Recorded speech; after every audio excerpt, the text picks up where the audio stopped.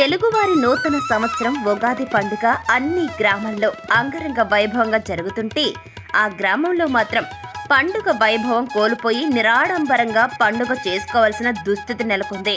భక్తుల కొంగు బంగారంగా భావించి మడుగుపల్లిలో వెలసిన బయ్యన్న స్వామి తిరునాళ్లపై ఇక్కడి భక్తుల అపార నమ్మకం. ఎందుకంటే అనంతపురం జిల్లాలోని అన్ని మండలాల కంటే భూగర్భ జలాలు లేనటువంటి పుట్లూరు మండలంలో తీవ్ర అనావృష్టి సమయంలో బయ్యన్న స్వామి వద్దకు వెళ్లి తమ గోడును వెళ్లబోసుకోగా స్వామివారు ఆలయ పరిసర ప్రాంతాల్లో నీరు సమృద్ధిగా ఉందని చెప్పినట్లు గ్రామ ప్రజలు పేర్కొన్నారు. అప్పటి నుంచి బయ్యన్న స్వామి ఉత్సవాలను గ్రామ ప్రజలు 2 రోజుల పాటు అంగరంగ వైభవంగా పలు కార్యక్రమాలు నిర్వహిస్తూ వచ్చేవారు. ఉత్సవాల్లో భాగంగా మొదటి రోజు స్వామివారికి పొరేట ఎద్దుల బండ్లను కట్టి స్వామివారికి నైవేద్యం సమర్పిస్తారు. అనంతరం రాత్రి 10 గంటల ప్రాంతంలో స్వామివారి ప్రతిమలను సంగీత డప్పు వాయిద్యాల మధ్య ఊరేగింపుగా నిర్వహిస్తూ గ్రామంలోనికి తీసుకుని రావడం జరుగుతుంది. ఇక మరుసటి రోజు సాయంత్రం ఇంటింటికి వెళ్లి స్వామివారికి టెంకాయలను సమర్పించుకోవడం అనాది కాలం నుండి ఆనవాయితీగా వస్తుంది.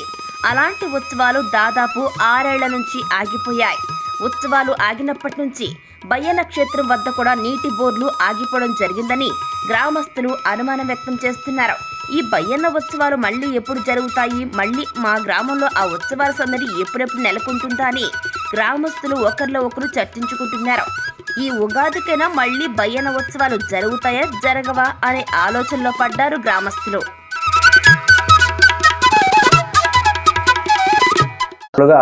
ఉగాది పండగ పోయి పార్ణము మరుసనా పొద్దు మెరవన అవుతుంది.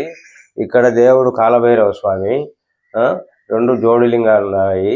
చాలా మహిమాన్వితం గల దేవుడు.